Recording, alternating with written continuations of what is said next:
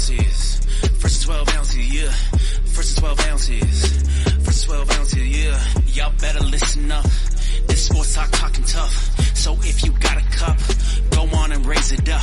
I'll raise one with you as we talk about the sports. It's raining stats and rumors. Let us give you the report. This is First 12 ounces. First 12 ounces, yeah. First 12 ounces. First 12 ounces, yeah. Whoa, week 1 is finally here. Something different. We're here. Football season's officially here. We just started off. Week 0 was something fun to watch, something to look into. I mean, shit, we got college football. Is there any better time in the country than this? It's Nope. college football. It's everything that we've been wanting. It's what we do. It's what we talk about. It's what we argue about. It's what we fuss about. It's what we cry about. It's what we bitch about. It's college football. It's here. It's no more passionate sport than college football. In my point of view, I think we all agree in the same thing. That's why we do this podcast. That's why we have fun with it. So, hey, let's get into it. Week 0. What are our thoughts, fellas? I mean, look, Farmageddon, me and Bo, no ball. You and Buddha just don't. I mean, there's just no way around it. Yes.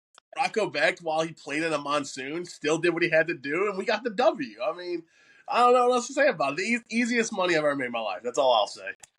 Hey, yeah, I'll give it to y'all. Caps off. Y'all are both 1-0. But I mean, hey, when Kansas State loses their star running back off of a muff punt, I mean, hey, it's kind of hard to come back from. Hey, it was still a hell of a game because they played back and forth. The sloppiness of the field was crazy to me.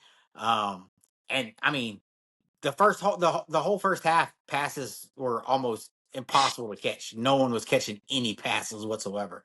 But whenever it came down to it and they needed to make them, Iowa State was the one that started making them. It does suck for Dylan being hurt after that one muff punt, huge muff punt too, by the way. But then again, Iowa State fumbled the ball in the red zone right afterwards, so it was sloppy football. But you know what? It was college football to start it off, and hey, I enjoyed watching it. What are y'all's thoughts on the overseas game to open up the season? I hate it. College football to me is an American sport. Right? And I don't understand. I don't need to grow the game. The game's already a multi-billion-dollar industry. I could give two shits less if we played in Ireland. I think it's stupid. I also think it's stupid to have a game that might end up making the difference in who wins a conference. Be played in Dublin in a monsoon. Mm-hmm. I just think it's stupid. I feel like if you're going to do an overseas game, if we do continue to do that trend, which obviously we've seen it in the NFL, and obviously I think it's going to be more prominent in college football the next couple of seasons as well, it needs to be a middle of the season type game. You do not want to start off the year, especially in a ranked matchup in week 0. That is not the game. I know you got a lot more eyes on it, but that is not the game to kick off and start the season. So I completely agree with Buddha in that regard.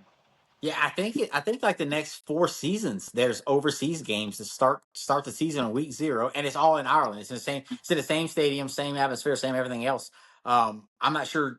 I know the teams they always differ and they rotate, they change everything else, but I think that's the predominant opening week 0 game going forward. Yeah, I mean, I'm kind of in line with y'all. I mean, I don't like it. For one, I agree with Buddha wholeheartedly. A game of that magnitude, that's going to decide their conference champion probably. That game, maybe throw one other team in that mix. I don't know why we do these overseas games. I mean, the NCAA is already such a big industry. The need for money isn't there. I think it's all about money. They make more money off it, but you don't need it. So no, I'm not a fan of it. I actually saw a post would you like an SEC game overseas week 0? And I was just like, no, absolutely not. I don't want a conference game week 0, nonetheless, one in Ireland. Come on now. Yeah, I think it's silly. I was fired up for it, 2 years ago when Navy was playing on foreign soil, and I made a fool of myself betting my savings on them. But hey, now I'm living in a shed, but it's fine. No, I get it. I think it's something that's kind of it's going to be there for the time scene. It's just something we're going to have to deal with. But yeah, the conference versus conference. If it's an out of conference game, I think it'd be more enjoyable. But when it's a conference game and a ranked game, it's kind of like kind of takes a big hit for the teams. But then again, you got to think some of the teams also said that they didn't like it because it affects their team in the long run. I know FSU complained about it. They said, "Hey, this is going to affect the rest of our season." And Norvell came out and said it after they lost last year to Georgia Tech. He's like, "Hey, it took us 3 weeks until our team finally got into the groove of where they are." But I mean, whether that was the truth or that was an excuse for them bombing for the start of their season is hey up for debate. Hey, but let's get into it. This being the last weekend on the Texas had their last scrimmage. I haven't really heard much feedback as for any big changes that happened throughout this last scrimmage for Texas. How's everything going else in Tuscaloosa? Nothing major. Jam Miller, we knew about the injury. Expected back for Georgia. That's the biggest news. Ty Simpson's going to win the Heisman, I heard. So besides that, everything's Who's up in Baton Rouge, big dog. Yeah, pretty big news today. Garrett Nussmeier got announced as number 18 for LSU. So first time a quarterback's going to wear the number since Matt Malk in 03. He joins guys like Greg Penn, Brandon Taylor, Jacob Hester to be part of the 18 crew. Exciting times. His number 7 is going to still be Harold Perkins, but the big news is Nuss is 18. He joins that club. Which is I'll touch on it. It was something like I've known 18's kind of been like I've always thought of as like an under the radar thing that LSU's done since Hester. I didn't know that it was a mock thing. I didn't know it started with mock until today. I thought it was a thing. I thought it was with Hester. It started with Hester because Hester wore it, and then you saw it I kind of saw it pass down. Oh, they were wearing 18, this and that, and da, da, da. I never really understood the lore. It's an LSU thing. Me and Cole touched on it, and we talked about it. But I mean, the way I thought it kind of shook me. I was just kind of like, whoa, like a quarterback to change his numbers is kind of out there. But I mean, the last quarterback to wear it did win a national championship. Cole pointed that out to me too. He said, hey man, the last quarterback to wear 18 won a national championship, and that was Matt Malk. So I mean, maybe it's something there. So we'll see. We'll see how it plays out. What's going on in the South Bend? Honor. Oh, go ahead. Wait, go ahead. Yeah, I mean, it's a tradition. It's an honor. It's like a captain's patch, right? Like so it's probably more important within the team than 7 is. So 7's your playmaker. 18 is like you embody LSU football. It's basically the captain's patch. I got you. What's going on in South Bend? Nothing really new news wise. I mean, I'm pretty sure we touched on it last week, but I mean, Carr being named the starting quarterback. But yeah, no, other than that, just getting prepped for Miami this weekend, going up against Horny Boy down there in Florida. So I hear you. Outside of that, I mean, other than outside news coming in, we can get into our what's coming up this week. I mean, hey, it's week 1. Week 1's going to be electric. We got Corso going out. Before we get started in our picks, I'm going to just throw a wing in it. And I'm going to ask everybody, what is your favorite Corso moment that's happened? Doesn't have to do with your team, just your favorite Corso moment. Yeah, I mean, look, I'm with Buddha, and that's a great one. I think the fuck it was pretty funny because like it's just such a no on television, and like he was like, fuck it. It's great, man. I would say probably the all fuck it moment for me. That one's probably that one's up there for me as well. Yeah, I mean, there's so many moments that he had. I think that both of those are fucking probably 1 and 2. I think fuck it will probably be 1 and then 2 will be second. But then there's just so many different moments that he's done stuff that you're like, whoa, okay, here we go. I mean, it's like game day is gonna be completely different. Pat McAfee's gonna be a bigger influence more than anything else, but losing Corso is gonna be. I mean, it's a heartbreaker.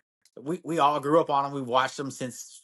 I've watched him way longer than y'all because I'm the elder of the group, but still, like, yeah, you are. Thank you for pointing that out. Even more so. But I mean, hey, like, there's a thing on the documentary they did on him. I mean, who would have thought that? Oh, yeah, Deion Sanders holds the interception record tied with someone else, and it happens to be Lee Corso. Like, what? Considered one of the greatest DBs of all time's records tied with the old guy that puts a helmet gear on when he makes his picks. That's incredible. So it shows you he's done it all. He went from being a great defensive back to being a predominantly good coach. I mean, he coached everybody from Navy on. Like, he's done it all, and then he came in, took over a broadcast, and did it better than anybody else. His not so fast were the best things ever too, though. Like when he would just be like, not so fast, sweetheart, and then we just correct him from the get go was good. But yeah, I think the top two is hard to beat in the fucking moment in Houston and SMU, and the not so fast midget or shut up midget was top notch. But let's get into it. I mean, hey, we got our picks lined up that we're going to pick for this week. And I mean, the one leading it off, which, Corso. So as we're getting on it, I said it from the get go. I said it to Cole. You know, Corso's ending on Texas OSU. And I said, hey, I think Corso's going to go out like he came in. His first headgear pick was Brutus, the whatever you want to call him, Buckhead, Buckeye, or whatever. That's who he's going to pick to end his career because that's who he started with. That's exactly who I think he's going to pick again. How about y'all? Yeah, I mean, I don't know who he's going to pick. Are we making our picks right now? Or are we saying No, we're making Corso's picks right now, Oh, and then we're going to go into our picks. I think he's going to pick Texas. I just think for the sake of not being the same as his first pick, I think he'll go Texas. I mean, I don't know. He was big on Texas last year. He did pick Texas to win a national championship last year too, so I could see that happening. Yeah, I mean, I'll say he'll pick Texas. I think he picks Ohio State. I mean, could Lee come out and do a Pat McAfee style hype up and get the backing of all the Ohio State fans and then hit him with a dagger in the heart and then go, I'm picking Texas, horns up? That's what I think he might do. But I don't know. We'll see. He might have a heart attack if he tried that. But it is what it is. It would be electric if he let it up and he led into that and then just said, "No, we're gonna go with Texas." But and I would love it, but I just think he's gonna go out the way he came in.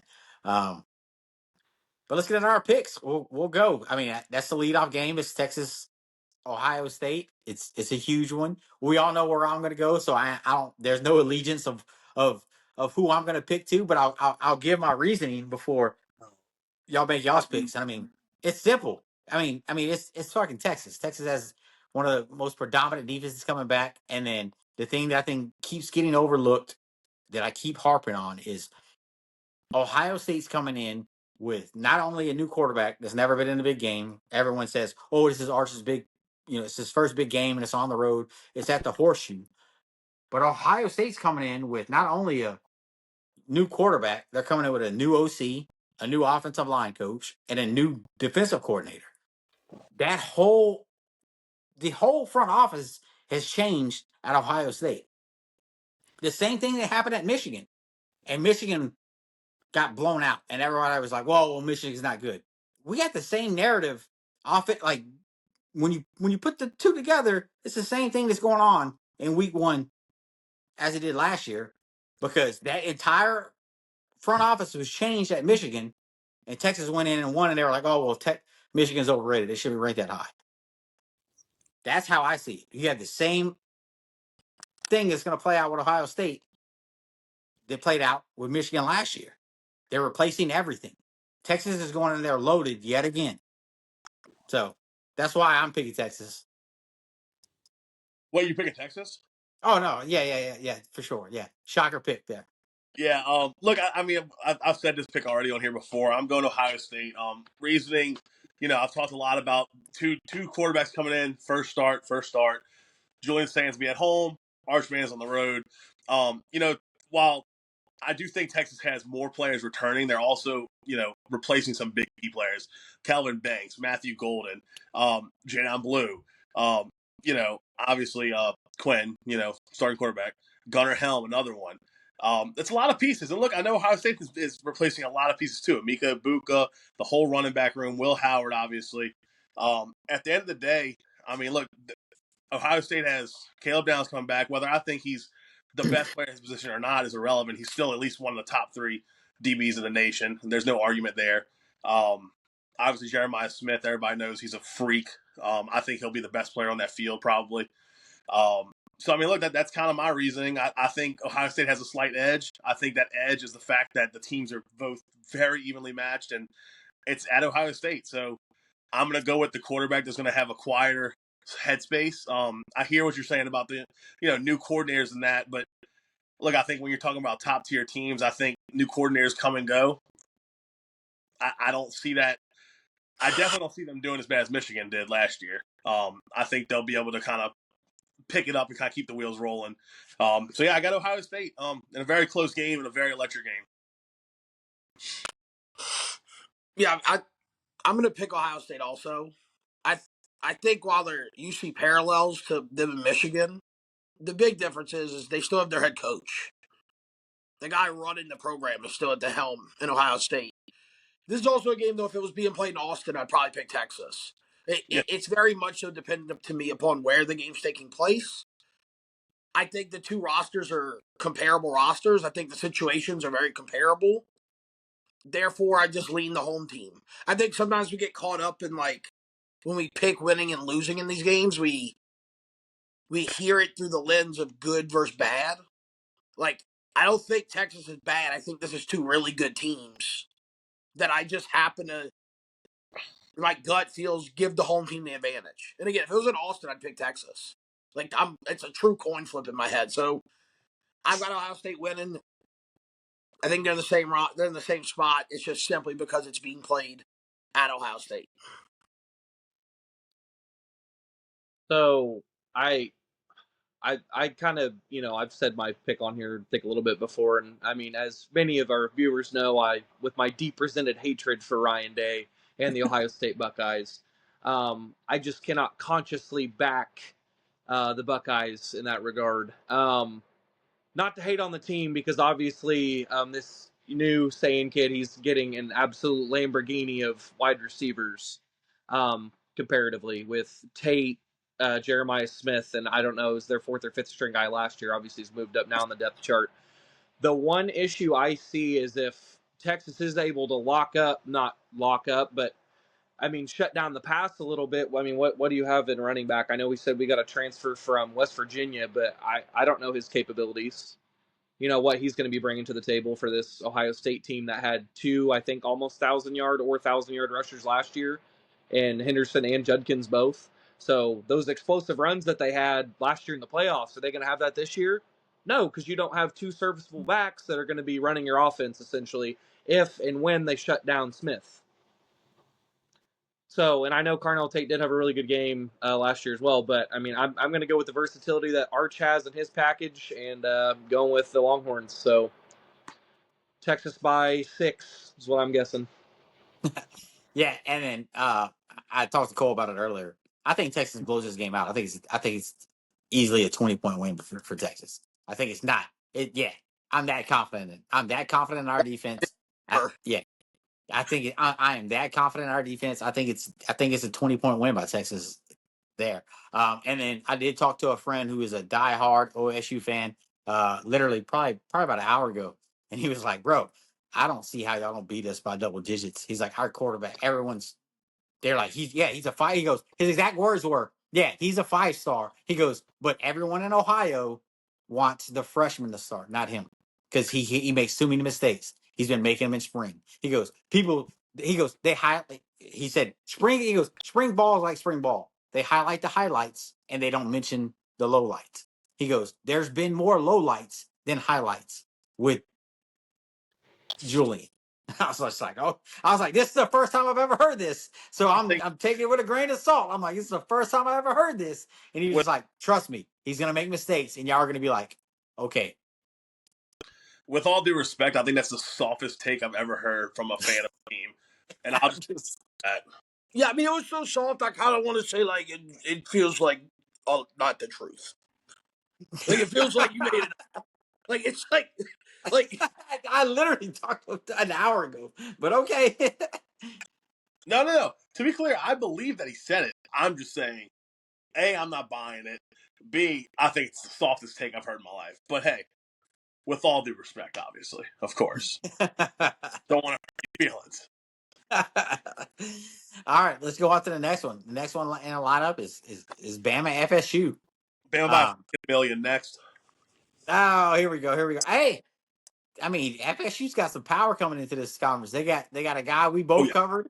They got a guy we both covered, and I mean, I think you said it when he missed the pass across the middle. Whenever he was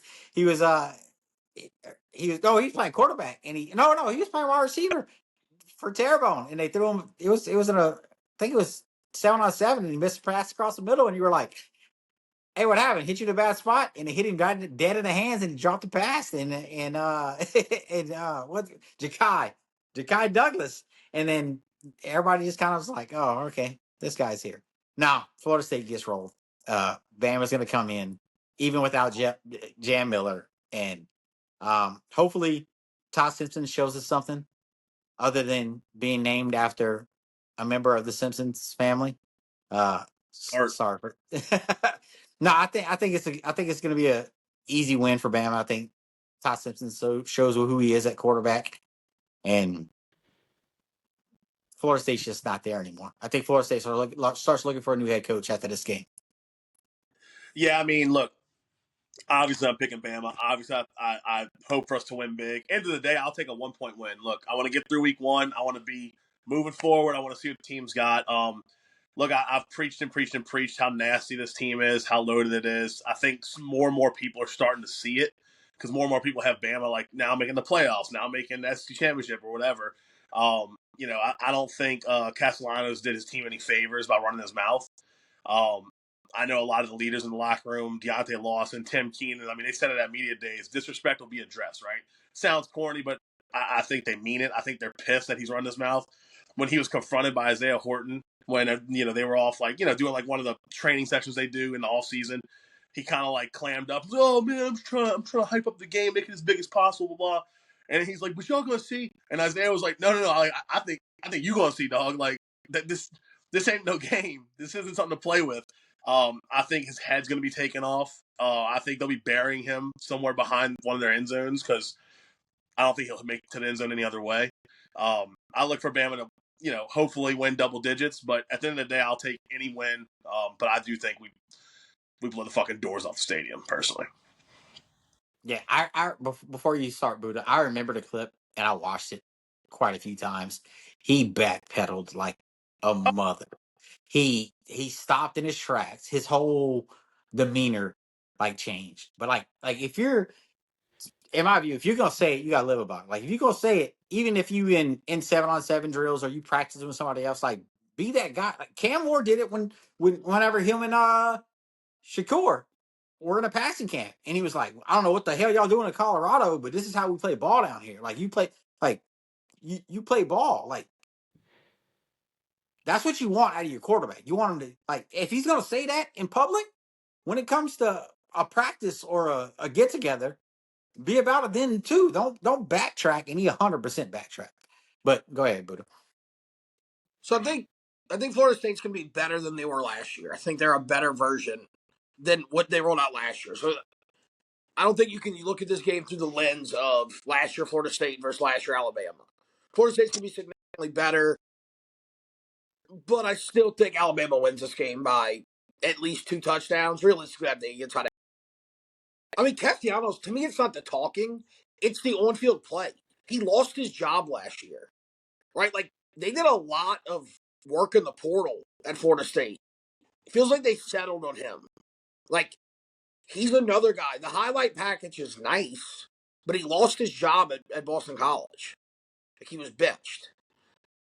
I don't think it matters that he's talking. I don't think it matters that he said anything. I just don't think he's good enough to win a game like this. I don't think this dictates who Florida State's going to be this year, but they lose this game handily. Alabama wins.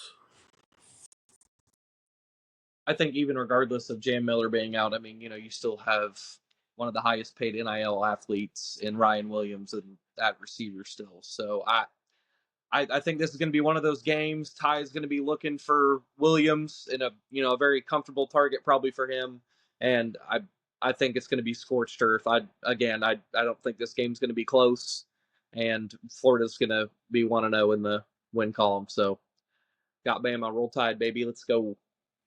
Hey, I think this is the first time we've all picked the same team. But before we move on, touching on the Ryan Williams things, I'll come out and say it now. I believe Ryan Williams is the best wide receiver in college football. I think he's better than Smith. Sorry, that's just how I feel about it. It's on the outside looking in. I just think he's a better wide receiver than Jeremiah. Jeremiah Smith has he's a bigger, stronger wide receiver, but fucking Ryan Williams, whenever the ball's put up in the air, that dude's coming down with it. Point blank and simple. I haven't seen him shut down in a game like I saw Jeremiah Smith. But let's go on to the next one. Well, This is a big one. There was definitely games where he did not light the world on fire. They're both incredible players, but that's just a statement that's just not true. He had games where he didn't light the world on fire. Name a big game that he didn't light the world on fire. He didn't. He had less receiving yards than Jeremiah Smith did. He had 800 receiving yards. Name a big game that Jeremiah Smith didn't show up in. I mean, that Ryan Williams didn't show up. Every big game, Jeremiah Smith showed up. I can name you one predominantly big game that Jeremiah Smith disappeared in, and that was the Texas game. Well, He got shut down. Your statement's just he wasn't triple covered. Go back and look at it. He wasn't triple Williams covered. Showed up in every game. Like, he never had a bad game. Like, that's just not true. In the big games, he showed up every time. In the second biggest game of Jeremiah Smith's game, he got shut down. He didn't have 1,000 yards receiving. It's inevitable he had games that he did not light the world on fire in. It's inevitable. Name the big game that he didn't show up for. Let me look at it after. I just know he had 860 receiving yards last year. So it's inevitable that he had games that he didn't light the world on fire. I think he's an unbelievable player. I think the two best receivers in the country are Jeremiah Smith and Ryan Williams. But your statement was just a lie. You just started speaking about something that wasn't accurate. Yeah. He had 865 yards receiving. It is fucking inevitable that one of the games he didn't light it on fire. He didn't get 1,000 yards receiving. It's inevitable. I said in the big games he showed up, and he did. And the big games, Ryan and Jeremiah Smith did not. He got shut down in the second biggest game of his fucking career. He did not show up whatsoever. He got shut down. And he wasn't triple covered like you keep saying. He was not triple covered. Texas' whole game plan was to stop Jeremiah Smith. Texas will tell you that. Everybody who watched the game will tell you that. You sound like a dumbass when every time you bring this up about Jeremiah Smith. You sound like a fucking dumbass. Their game plan was to stop, which is why Cardinal Tate had a lights-out game. Oh, did he have a lights-out? What was his stats on the game? Pull it up. What was it? He had a lights-out game that game. What was it? Why would they force-feed the guy the ball if they have another guy that's getting open because they're making a conceited effort to stop one of them? Why would you go, well, Pete Medina's going to be fucking really pissed off and really saying this guy's no good, so let's throw it in a double coverage at him. Or let's just fucking give it to the other guy who's open. But you're thinking about Ryan Williams. What are you talking about? Is factually wrong. Ryan Williams showed up for every big game he played in. Fucking Jeremiah Smith did not. What are you talking about? Like, what's the difference? Did he light up the Oklahoma game? I think the Oklahoma game was probably in front of me. What was the stats line in the Oklahoma game? He had like 25 receiving yards. That's what I'm saying. Like, I think he's a great player. I think these are the two best players in the sport. But what you said was just factually wrong. He didn't. It's inevitable that he had games that he didn't light the world on fire, which is normal for a freshman. He's still a great player. He's still going to be a Biletnikoff guy while he's at Alabama. But what you said was just a wrong statement. And he also had a fucking touchdown called back that should have been called back in that fucking Oklahoma game. To be fair. That part is true. 100% true. 1,000% true. Hey, let's take every called back play somebody had positive yards on and readjust. Anyone that watched that fucking game knew that was a fucking fluke call. What the fuck are you talking about? What I'm talking about is that what you said was wrong. Because you just started yapping about shit. It was to be yapping about shit. My view on it is fucking... Absolutely you yapping about shit. What did I say? I said, I'm going to go ahead and say my point on it. I think Ryan Williams is a better wide receiver I'm because he okay with does. that take. Yeah, that's my take. You're saying they're going, oh, that's factually not true. It's No, no, my no, no, take no, on it. no, no. You said he never had a game where he got shut out like Jeremiah Smith did. He He never had that didn't. happen. Point me the game that fucking Ryan Are Williams you had one fucking catch for retarded? 3 yards. Point Is me out insane. that game. He had No, less don't sit receiving here and yards than say I'm Jeremiah saying Smith. something It's that's not inevitable factually that he true when it's replaced. factually true. I'm not going to argue with you. You said, oh, you factually said something that isn't true. The facts are the You facts. said he had Jeremiah never Smith had had. a bad game last year, is what you said, which is factually wrong. The factual truth It's is inevitable. There's no way Jeremiah he had Smith 12 great games had and 800 yards receiving. Jeremiah Smith. Show me a game that he had 3 yards receptions. If I could, I don't have my computer. Throw I it to me. don't want to Show it fuck to up the me. recording. Show it to me. Show it to me. Hey, what's So, Ryan Williams' lowest receiving game? do y'all want me to tell y'all his lowest or tell y'all all of his games? Just go Give me and his just lowest. rattle off catches and yards regular season. Two. His first one's wild, just to be clear. 2 for 139, 4 for 68, 4 for 78, 6 for 177, which was obviously Georgia. Yes. 3 for 82, 4 for 32. That was South Carolina. 8 for 73, 4 for 53, 2 for 29, which was LSU. Mercer was 3 for 36. That could have been playing time. I'll let y'all decide that. Oklahoma, 2 for 37. Auburn, 3 for 53. And then Michigan, 3 for 8 yards. Like, they're there. They're there. And Granted, it's not a knock on Ryan Williams. I'm not getting between y'all, but I will say this: every game statistically he was bad in, Jalen Milroe struggled to throw the ball. This has nothing to do with y'all's argument, but it's just my take on it. No. I agree with that, but I'm saying, like, it's inevitable that he had games that his stat line did not blow you out the water. Because if he didn't, he would have put up like 1,400 yards receiving, and he just did not. Now, one of y'all asked what Carnell Tate did against Texas. Did one of y'all ask that? I don't know if I. Yeah, I know It was he brought had a up. better game. He had 7 for 87. Yeah, that's a really good game against an elite defensive back room. Well, I mean, I think 87 yards is a good game. Period in college football. I mean, right? Like Yeah. that's Really good against an elite group. But I to mean, be considered the greatest wide receiver coming this year and be shut down for 1 reception for 3 yards. No. in a game that his team won and they had success elsewhere, like he's not the only option on that offense. They had 2 NFL running backs on that team. Like also, Yeah, And- but to sit here and be like, oh, well, yo, they did every. Can't let this guy beat us, and they successfully did that. That was not the game plan whatsoever. If you go back and look at it, they fucking didn't be like, oh, our whole defense is focusing on this one They fucking player absolutely did whatsoever. bracket coverage to make sure Jeremiah Smith. That's It's ridiculous. an absolute fact. It's a It's fact. absolutely And not a fact you whatsoever. should agree with me and go, that's an acknowledgement to Texas that we could make that kind of decision and successfully execute it.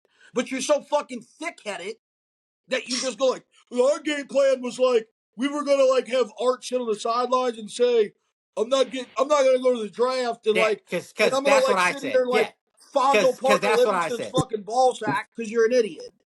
Because that's what I said. While y'all were sitting there getting prepared for the fucking Texas fucking bowl You for weren't even fucking watching Brian Kelly to coach. beat Baylor and fucking hang his fucking hat on and be like, oh, we're gonna win the next national championships this coming year because Nuts is coming back and Low-key, all hey, if bullshit. we're being Anyway, real here, you moving on didn't to even the really next game. watch that Texas Moving on to Ohio the State next game. game. Let's move on. Hey, let's go ahead and move on to the next If game memory when serves me LSU right, you hang. didn't watch Texas Ohio State game. You had other Let's things to go attend ahead. to. If Let's go ahead and move on. Let's go ahead and move on to the next game when LSU gets fucking 20 hung on them because they suck ass. Because I Brian hope Kelly's you not give a up. good coach.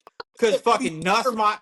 Because Brian Kelly sucks as a like I said. Because Brian Kelly sucks as a head coach, and Nussmeier's gonna fucking throw probably 4 picks, and fucking Kate Klubman is gonna Wait till put we his get nuts to on that fucking weak ass LSU defense that y'all been trying to rebuild since 2019. That's what's gonna happen. LSU's gonna get blown out of the fucking water. Cole's gonna unfortunately have to be there to witness it because there's nothing on an LSU team that's fucking threatening. I don't care if fucking Nuss is wearing fucking number 18 because of Matt Mock and his fucking I'm good because I'm a legendary great player. Bullshit. You threw for 3,000 yards in your fucking career. No one cares but anybody in Baton Rouge. That fucking 18 means nothing. You're going to fucking lose by 20 in game one. You're going to be 0-6 for the 6th year in a row. Buddha's going to come on here and scream at the camera about fucking how we lose another fucking game on the road, schedule somebody else. We don't want to play open season games like this because fucking LSU, it's not 2019. Joe Burrow's not walking in. Joe Brady's not the offensive coordinator. Like it's not happening. LSU is a thing of the past. It's over with. Clemson's gonna beat the shit out of y'all. Then y'all gonna have some good wins. You're gonna get a little bit of momentum. You're gonna be like, oh shit, we might have something coming. And then you're gonna fucking choke against Alabama like you always do because fucking Alabama owns y'all. That's just how it is. Y'all are probably gonna lose to South Carolina because there's not You gonna be got a a late thing for hit call Cole? to You keep save bringing y'all. up shit And about that's just Alabama. how it is. Oh, happy. That's Here. just how it is. All right. Moving on. I didn't hear what you said. But Cole, who Weirdly do you got in that positive game? compliments to Alabama. Just to clarify though, you said LSU Clemson was going to score LSU or score 20, but did you mean they would win by 20? Yeah, I win by 20. Okay, I was in a that's rant. The word was they're gonna hang 20 on you. Sign me up for no. that Yeah, all day of the week. I heard what he said, but I was like, hang on now. I mean, that'd be a hell of a performance by LSU's defense. Sign me up. Well, I will say my pick will not be as enthusiastic as Pete's just was. No, look, man. I mean, look, I'm picking LSU. I said it a couple weeks ago when we talked about schedules. Um, I I think it's gonna be a great game. Something just tells me LSU breaks the curse of Week 1 games. I think Nuss is gonna be really good this year. I think it all comes down to the trenches, which I know is like a cliche thing to say, right? But at the end of the day, Clemson's O line is insane. If LSU can get pressure some kind of way, I don't think it'll be from interior pressure. I think it'll have to be like good scheme by Blake Baker. You know, maybe he'll find here. If he doesn't, and if LSU doesn't get pressure, I think it'll be a tough one. But I think Baker's going to dial it up. LSU's had a long time to look at this game. Harold Perkins being back, I think, is huge for LSU. The kid was a freak, obviously, when he played and he was healthy. I think Whit Weeks is going to be pretty good, too. Obviously, that's pretty common knowledge. So, look, I got LSU, and I think it comes down to Nuss has to go out and win the game for you at the end of the game. I think it'll be a 2-minute drill drive. I don't know how much time, obviously, but, I think it'll be LSU has to drive down and win the football game at the end. So, LSU is my pick, period. Yeah, I mean, I'm obviously taking LSU, right? I like stunner, right? I mean, everything Pete Shock. said, like, I can't sit here and argue against it. Like, some of the things are like truthful. Like, we've not been very good in opening games since 19. I mean, we haven't won one. It's been a real bugaboo we got to get over. I think this is the year we get over it, but it is the reality of the matter. There are some things Pete touched on, which I'll go ahead and pick LSU and say that Clemson does hang 20 on us. I think we get it done 34-20, and Clemson gets that 20 burger Pete's clamoring about. He also claimed that the number 18 was significant at LSU. I guess then good thing that Garrett Nussmeier plays for LSU. I'm going to pick LSU. I think it's the best roster Brian Kelly's had at LSU. They answer a lot of questions. Everybody's around the program right now keeps saying it looks the part that it should look. Right? Like LSU made portal additions at every position you had to do it in the offseason. They would get multiple defensive linemen. It's going to be a brand new safety core. It's going to be new cornerbacks. I've got LSU winning it. I think they've answered a lot of questions. I think they get over the hump this year. I also think Clemson's getting a little bit of juice. And people are forgetting that that's a 3-loss team last year that lost to Louisville. Bo, before you go, I have so last time, just so I know, last time LSU won a Week 1 game, what year was that? 19. Who was that against? Georgia Southern, I believe. Georgia Southern. Okay, I was curious. Go ahead, Bo. Oh, well, before you get started, you said they answered a lot of questions. What questions did they answer? because from coming out of the camp that I've been hearing is their interior fucking offensive line is getting fucking pushed around, and Nussmeier looks good when he's not rushed into passes. Yeah, what questions did they answer? I mean, obviously they could have got I mean, some of these. if your offensive my big thing is if your offensive line is getting pushed around by this a completely new defensive line with a new defensive line coach, like Yeah, I think so. that's a question Look, mark. it's possible that some of the answers could be the wrong answers. I think every one of the teams that we talk about on here, you look at it through the lens of they've answered some questions that they may have had. It's always a possibility that those things don't work out. They invested resources and money into positions that they had to fix. They brought in big time transfer players, big time recruits at all of the positions of need. They brought them all in. The stuff you hear about practice, again, I view it through the lens of like it's practice. They're trying to figure out what the starting five is going to look like. They've got it narrowed down now, pretty much to what they know it's going to be. You got a lot of playing time. They've come out and said that their center has been fantastic and a significant upgrade from last year. Your two tackles are going to be pretty solid. The guard play is going to be dependent upon who they plug out there, but the guys that are going to play have both played SEC and Big Ten football. More than likely, it's going to be DJ Chester and Josh Thompson. Like, so yeah, is it possible that like some of the guys don't translate? Yes, but what they could do in the offseason, they've done. They invested resources and added players with good pedigrees at the positions that they struggled with last year. And then before you, I'll double back on that. Me and you both said it, and we harped on it last year big time with the OU crowd of saying how dominant their defense looked and how great it looked against the offensive line and how much they were pushing OU's offensive line around this and that. Oh, it looks great, this and that. Da, da, da. They're facing. It's kind of it's not the same. Like if your offensive line's getting pushed around with this whole new defense, Yeah, what is that's it? getting a little blown out of proportion though. Because like if you listen to guys who go to practice and they go over every play, the line wins a lot. I think it's just shocking because the D line has been because the defense was so bad for 3 or 4 years that I think it's confusing reporters a little bit to watch the defense dominate some days. That's very normal. That if you have good group on both sides, some days some group just has the better. I guarantee there's been days where Texas's defense has dominated the offense. The other thing that happens with LSU's camp, which this is a reality, Brian Kelly is very open to media. He actually gives more media access than a lot of guys do. So journalists and stuff get a ton more eyeballs on on fall practice than a lot of coaches. Like I think Sark, there was a period where Sark went. It was like one day a week. Where LSU, Brian was letting them in 4 days a week, so you get to see a lot more. You get to see the wins and the losses every time they happen. It's not just hearsay. Does that make sense? Yeah, I get you. I'm just saying everything.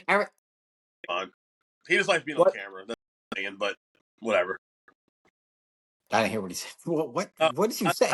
I said Brian Kelly just likes being on camera, but I mean, yeah, I mean that might be part of.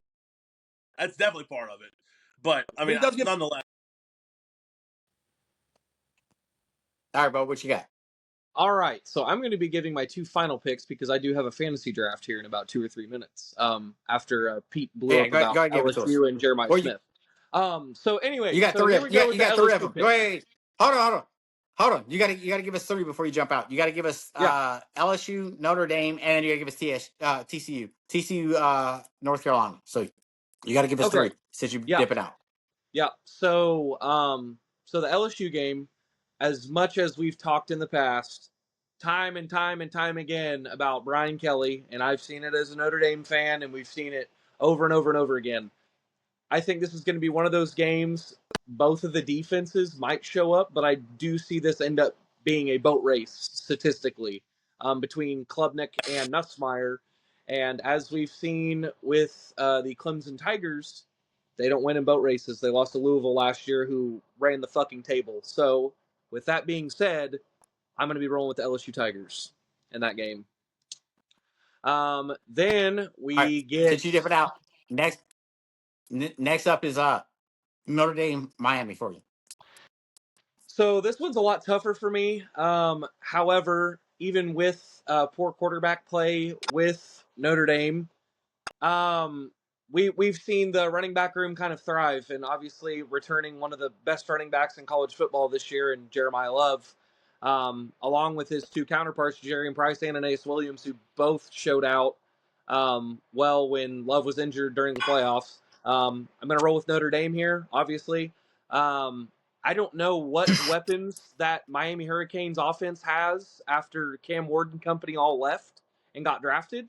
So I've got to go with my Irish, obviously. I don't think that was really a hard pick. But and then last but most certainly not least, you said TCU, North Carolina? Oh, God. Yep. Yeah, you know what, Bill? I'm sorry, but you don't have fucking Tom Brady, and this isn't the NFL. Give me the fucking Horned Frogs. I don't know the spread. I don't know the fucking personnel. But you know what you don't have, Bill? You don't have a 1,500-yard rusher in Amari and Hampton in your backfield this year. Sorry, he's on the fucking Chargers with cheat. Oh, go figure, another fucking cheater of a head coach. He went from one to the other. There you go. So yeah, Horned Frogs by 1,000. This is going to be the Max Duggan season part 2, baby. Give it to me. But they're not making the natty. Don't get it confused. All right, y'all. Have a All good right, Bo. one. I'm out. Go Irish. See you, Bo.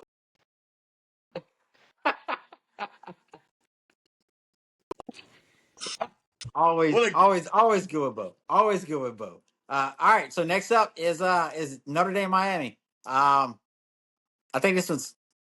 I think it's Notre Dame. I mean, Jeremiah Love is a dog. If anything else goes wrong, all the quarterback's got to do is turn around and exist for 2 seconds to give him the ball, and he's going to make it happen. I don't see it any other way. I don't think there's any weapons on that Miami offense that scares Notre Dame. So, I mean, pretty simple pick for me. I think Notre Dame's got it. Yeah, I mean, look, a lot of people, y'all know this. I mean, a lot of people that watch this might know this. I am from New Orleans. I live in South Louisiana. I'm sitting here and I'm thinking about this game. I probably was going to pick Notre Dame anyway. And then I see this little green bead just sitting here. And I'm like, oh, is it the luck of the Irish right here? Yeah, dude. I'm not a Carson Beck guy. I think he's absolutely mid, extremely mid. I mean, he fumbled the bag with the Cavanagh girl. They got the new missiles on her chest. But Good for her. good for her. Okay, spend it if you got it, right? No, I think Jeremiah Love is going to carry Notre Dame all year. I know nothing about CJ Carr, their new quarterback. But I know Jeremiah Love's really good at football. I know Notre Dame's offensive line is really good. I think, and which is something I miss a lot, I think it's going to be joyless murder ball. I'm sure y'all are familiar with the phrase. I think it's going to be a lot of ground and pound with Jeremiah Love, no Diddy. But I look for Notre Dame to kind of control this game the whole way. I'm not going to say it's a blowout, but I don't think it's ever in doubt. Yeah, I mean, I'm not going to beat a dead horse. I'm picking Notre Dame. I think they're just going to be more physical. I just don't think Miami's ready for that type of physicality. Right? Everything both of y'all said, including Bo. Like, I think Notre Dame wins it. I don't know if the scoreboard reflects it, kind of like Cole said, but they handle the game. All right, moving into our last pick is TCU, North Carolina. Bill Belichick's coming out party. Monday night game. It's honestly, I don't know much about this team. I know Bill Belichick's coming in. He's got a transfer quarterback who was a good quarterback at what was it? Where was it? We got It was Applewhite's old team. He was at Applewhite's old team. Gio Lopez from South Alabama. Yeah. He's got Gio Lopez. I don't know. I'm gonna go with the old. I'm gonna go with Bill on this one. I think Bill's gonna work something up, and it's gonna be something different, just because he's bringing that NFL mindset to college football, and it's gonna be a different type of play coming out of the Tar Heels. So I'm gonna lean North Carolina. Yeah, I mean, look, like you just said, I don't know much about either of these teams. I know that TCU is a 3-point favorite, I think, right now. So clearly, it's not a huge landslide either way in Vegas' mind, at least, which they tend to know what they're talking about. Yeah, I'm going North Carolina too. I mean, I think Bill Belichick comes out and gets a win. I don't know that it's a great win. I have no idea how either of these teams are going to finish, but I'm kind of going to just go with coaching here. I think Belichick probably has a pretty good staff put together, probably knows ball pretty well. So that's kind of what I'm basing this off of. I'm going Belichick starts 1-0 in his college coaching career. Well, if we're going to give a shout out to the Cavender twins, I'm going to give a round of applause to Bill and his big heavy naturals also. But I got TCU winning this one. TCU's been a top 2 recruiting class in the Big 12 for 3 years in a row now. Their roster's pretty good. They got a really good quarterback, Josh Hoover. I just don't think. I think the college game is going to confuse Bill for a second. I do think he ultimately gets it solved. I think TCU's going to be a Big 12 title contender. I think they win this game. I think what happened with TCU a little bit was they made that playoff. They got boat raced to the national title. They had a bad year, and people stopped watching them last year. They were pretty solid last year, and like Bo touched on, North Carolina does not have a Marion Hampton. They do have some questions they have to answer. Their quarterback room right now is Gio Lopez or Max Johnson. They do have some question marks where I think TCU is ready to go here. I got TCU winning by 10 points. Got it. Honestly, I think it's it. I think it's all we got. Unless you got anything else you want to touch on? Anything else before? I do want to one thing real quick. Baylor's going to beat Auburn Friday night. Book it. Put mortgage on it. Put your 401k on it. Bet your significant other on it. If you got kids, bet them too. Because Auburn's going to start off 0-1. It's going to be the greatest meltdown in college football history, and I can't wait for it personally. But what would I know? You're not believing in your boy in Auburn? Like, you don't think JA can get it done? No, I don't. I don't think he's all that great. He did beat Alabama last year, which is why Auburn went and got him. So I'll leave it at that. I won't go on one of my little full tangents today. It's been, but yeah, that's all I got. Yeah, only thing I have is shout out our teams for having ball sacks and playing real teams week 1. Shout out I'm glad we're not like OU who's playing like Southern Illinois or some shit. Or I don't think Penn State plays a team that has adult men on it until November. So shout out our teams for win, lose, or draw, at least just having the nuts to go play legitimate programs. Yeah, Hey, and I think to that point, not to interrupt you, people, to that point, I didn't say it during my take, but Buddha kind of hinted at it. Look, I do know Florida State's going to be significantly better than they were last year. They're not going 2-10 again, obviously. Does that change my thoughts in this game? No, I think it'll be close in the first quarter, maybe even the whole first half. But I think ultimately Bama just runs away with it, like I said.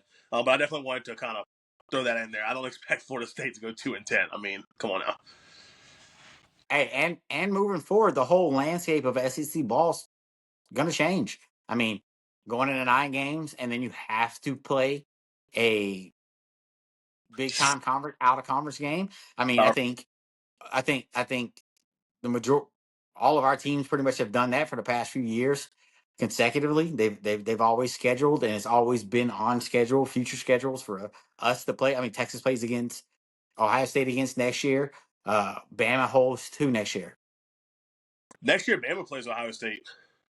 Bama has a home and home coming up with them.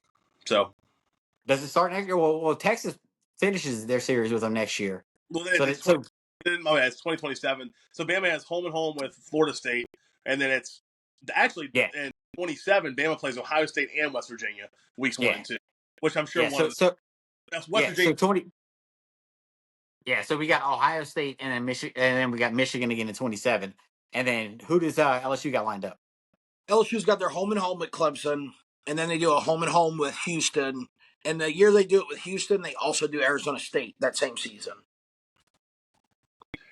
Gotcha. So yes, Houston will probably get dropped. They'll probably keep Arizona State because that'll go more in line with the rules. Well, I think Houston makes. Because it's P4 because Houston's in the Big 12. Oh yeah, that's true. They'll definitely. I think they'll. And honestly, it's true. I think Houston makes a big upswing with Wegman going there. I forgot Wegman went there. I think Houston makes a big upgrade with Wegman at quarterback because I think he fits that offense that Houston's had there for a while. Just kind of a pass and pull and run quarterback. I think he fits that better than he did at A&M. I think in 2028, LSU has 3 Big 12 teams on the schedule already. I think they play Houston, Arizona State, and they have 2, and then they have SMU, so an ACC team. So they'll play Yeah, but 9 games and then 3 P4 games. Now, I assume one of those is going to get dropped. They're going to give the in-state play Grambling, play Nichols. Well, and I mean, look, Sankey has made it pretty clear, like he wants, and not to drag this on any longer, but he wants it to be a conference heavy thing for SEC. He thinks and we probably agree, SEC is the strongest conference in college football. I mean, I know Big Teners think that they are, but end of the day, he wants it to be a strong conference schedule, probably 1 P4 game, and then 2 like small schools. Here's the thing. I'll ask you, Buddha, and because I've been very vocal about it on our Twitter channel. Who is LSU going to pick as their predominant 3? As far as protected rivals, because Texas has got it's going to be A&M, OU, and Arkansas because it's historical rivals. Bama's, of course, it's going to be Auburn. Who should be, in my opinion, for LSU? Who do you think it's going to be? I don't know. Who do I think? I don't know because I'm going back and forth. I personally think it should be Ole Miss, Alabama, Florida. Is my personal. So you would give my thing about that is so you would give up the 2 historical rivals of Arkansas and Ole Miss. I just don't think the Arkansas one's a historical rival. Like they started playing in the 90s. Well, he said they've been playing for longer than that. Like I looked into it a while back. But they've been playing for introduced in the 90s. Like that's not like that's just a trophy though. Fans are like, oh, that's our fucking arch enemy. Like Florida is absolutely a group that people hate. Now I want to keep Ole Miss. Absolutely, yeah. I think yeah. I understand. I understand the Florida rivalry too. But my big thing, because I got a lot of people on Twitter were like, "Oh, A&M's got to be one of them." And I'm like, that's crazy to me. I don't get that one. I get there one there to be hate there. Like I just don't get it because it doesn't make sense. Like A&M's got enough rivals. Like I wouldn't mind if they tossed OU in it on the back end and started to try to breed that one on Thanksgiving Day or Thanksgiving weekend. But I don't think they do that. What I think happens is I think LSU gets Alabama, Ole Miss, Arkansas. Is what I think they do. Yeah, that makes sense to me. But Auburn's always been a fun rivalry. But they weren't when they just did the new permanent ones last year. They weren't, so I don't think they do that one at all. Yeah, I think it's going to be 3 of Arkansas, Ole Miss, Bama, and Florida. I think it'll be 3 of those. I think Bama and Ole Miss are locked in. I can't see them financially giving up LSU, Alabama every year. I can't about that because people are talking about like Bama probably doesn't want to play LSU, Tennessee, and Auburn, but I'm like, yeah, but at the end of the day, it doesn't matter. Like, it doesn't matter what we want. It doesn't matter what y'all want either. Yeah, like they so much money and so many ratings. It's never going away. It just is what it is. Yeah. Who do you like, Cole? Who do you think is going to be the Bama one? For Bama, Tennessee, Auburn, LSU. Yeah. So you think it'll be LSU? Oh yeah, I don't think there's a universe where the SEC or NCAA, for that matter, allows LSU and Bama to not play every year because I think they make so much money off the game. Inevitably, it's always towards the middle of the season. Both of those teams are always in the top 15 just because of the way schedules work, right? Like you're halfway through SEC play, you're not. There's no chance. There's very small chance either of those teams have more than 2 losses at that point. So that means they're probably sitting in the top 15, top 20. So you're guaranteeing yourself a ranked matchup. And 2 huge fan bases, huge followings. I think there's no chance the NCAA or SEC ever go away. Yeah, it's that they're gonna keep it. It's the 2 schools with the most national titles since 2000. Like, there's just too many storylines they can bring into it. Of like, and you gotta look. They can circle back to the 19 game, the 11 game, where it was like, look at the players. There's a huge history. Yeah. I mean, yeah. I agree. I got it. All right. We got anything else before we close out, fellas? No, fuck Auburn. That's about it. All right, guys. As always, hey, we're here. It's time. Hey, before I cut out, I'll go ahead and say this and make it a point to say it. We've hit the 1 year mark of me and Buddha starting this fucking thing. Like, holy shit. It's been a year. Fucking everything's grown. The YouTube's grown. The Twitter's grown. Fucking TikToks are on. It's been fun. We enjoy talking shit with y'all. So we appreciate the support. We appreciate y'all showing up weeks. Hey, our fucking lives have been always phenomenal and fun. I mean, shit. Our random live last week, we had fucking KJ Lacey jumping in, and it threw us all for a fucking loop. We didn't expect that to happen. So, and it was a blast. We had fun with it. So we appreciate y'all support, and we're gonna continue doing it. And that's all I got for y'all. Other than that, as always, hook 'em. Y'all have a good one. First 12 ounces.